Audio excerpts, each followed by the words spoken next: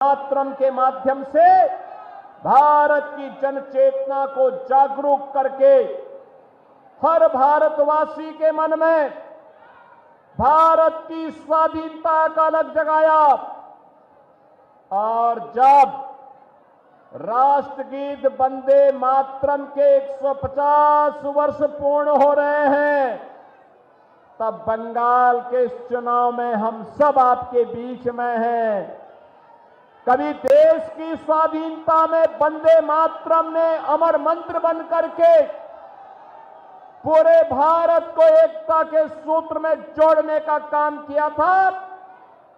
आज यही राष्ट्रगीत वंदे मातरम के 150 वर्ष पूर्ण होने पर मैं विश्वास के साथ कहने के लिए आया हूं, बंगाल में भी परिवर्तन होगा। बंगाल भी अब परिवर्तन की नई राह पर चल पड़ा है।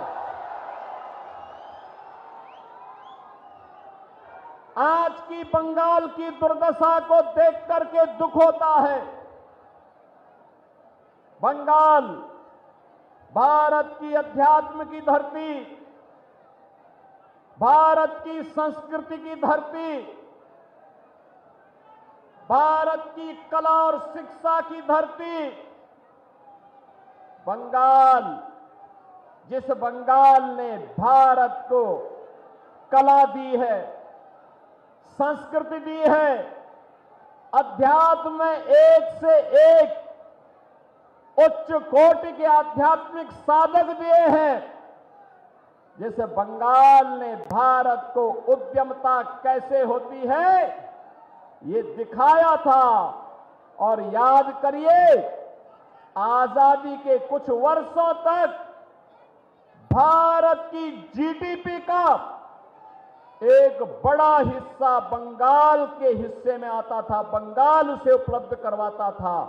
अपनी उद्यमता से, अपने परिश्रम से, अपने कल कारखानों से, अपने युवाओं की प्रतिभा से, अपने श्रमिकों के श्रम से आज वह बंगाल पहले कांग्रेस ने, फिर वामपंथ ने और अब टीएमसी पिछले 15 वर्षों से उस बंगाल को अब कंगाल करने की दिशा में आगे बढ़ाए हैं। बहनों और भाइयों, याद करिए, कभी देश की आजादी के लिए इस बंगाल की धरती से खुदीराम बोस ने हंसते हंसते फांसी के फंदों को चुना था। यही बंगाल की धरती है जिस बंगाल की धरती ने भारत का आह्वान किया था नेताजी सुभाष चंद्र बोस के माध्यम से कि तुम मुझे खून दो, मैं तुम्हें आजादी दूंगा। ये बंगाल की ही धरती थी। बहनों और भाइयों, बंगाल की धरती जिसने स्वामी विवेकानंद जैसा सन्यासी दिया, भारत का हर नागरिक, हर युवा जब भारत के अध्यात्म में जाने का प्रयास करता है, उसके सामने एक तस्वीर होती है, वह होती है स्वामी विवेकानंद की, रामकृष्ण परमहंस की। याद करिए, भारत के वैदिक ज्ञान की परंपरा को वैश्विक मंच तक पहुंचाने और भारतवासियों के मन में गर्व से कहो कि मैं हिंदू हूं, यह भाव पैदा करने का काम किसी सन्यासी ने किया था, तो वह स्वामी विवेकानंद हैं। बहनों और भाइयों, ये बंगाल की धरती रामकृष्ण परमहंस की धरती है।